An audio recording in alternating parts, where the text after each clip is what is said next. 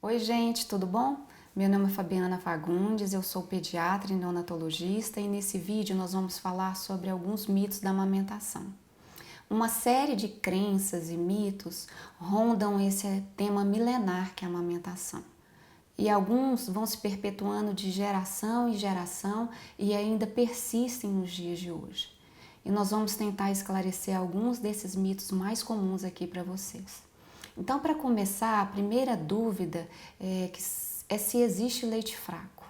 E essa dúvida surge porque o bebê que é amamentado exclusivamente ao seio pode mamar com uma frequência maior.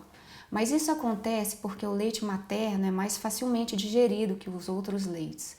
Então, o estômago do bebê se esvazia mais rapidamente. E aí ele pode sim mamar com uma frequência maior, mas isso não quer dizer que o leite da sua mãe seja fraco ou que ela tenha pouco leite. Então essa história de leite fraco é um grande mito, tá, gente? E outra dúvida também muito frequente é se o bebê pode ficar mal acostumado se ele não tiver horário para mamar. Isso é outro grande mito. A amamentação deve ser mantida em livre demanda, ou seja, é atender a demanda do bebê. É ele quem define o intervalo entre as mamadas, o tempo da mamada, e os pais não precisam ficar tão preocupados com o relógio. Se o bebê estiver bem, mamando bem, crescendo, engordando, tranquilo, isso significa que esse processo está acontecendo de forma adequada.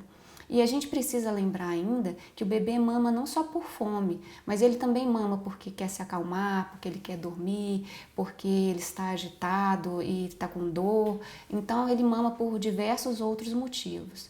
Então, gente, o bebê que tem a demanda atendida, as suas necessidades atendidas, ao invés de crescer mal acostumado, ele vai crescer se sentindo muito mais seguro, muito mais protegido e muito mais amado. Outra dúvida frequente é se o nervosismo pode interferir na amamentação, se o nervosismo da mãe pode interferir na amamentação. E isso é verdade. O processo da amamentação sofre a influência de dois hormônios, um é a prolactina e o outro é a ocitocina. A prolactina ela é responsável pela produção de leite e ela não sofre influência do nervosismo, do estresse da mãe, mas a ocitocina, que é responsável pela ejeção do leite, essa sim sofre influência do estado emocional da mãe. Então, se a mulher estiver nervosa, cansada, agitada, ansiosa, ela consegue produzir leite normalmente, mas a descida do leite pode ser dificultada.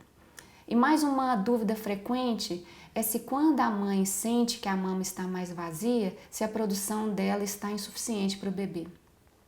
Isso é muito comum, essa pergunta, mas isso é também um outro grande mito. A maior parte do leite que a mulher produz é produzida durante a sucção do bebê e só uma pequena parte dessa produção é que fica armazenada na mama.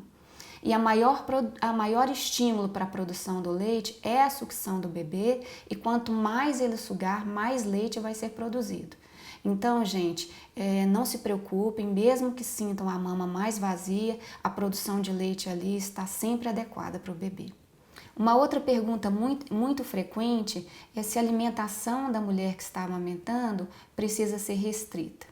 E na maioria das vezes, não. Ela pode se alimentar de tudo e é claro que a gente recomenda uma alimentação balanceada e sem grandes intervalos.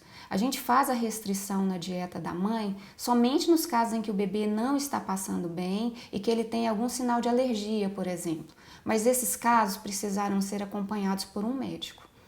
E mais uma questão importante para a gente finalizar é que muitas pessoas acham que se elas quiserem amamentar o bebê exclusivamente, elas não poderão nunca oferecer uma fórmula, que são os leites industrializados para o bebê. Isso é um grande mito, viu, gente? A gente sabe que o leite materno é o melhor alimento para o bebê e que ainda está longe de existir alguma fórmula que se compare ao leite materno. E a gente sabe também que existe o uso indiscriminado dessas fórmulas e que isso sim atrapalha a amamentação.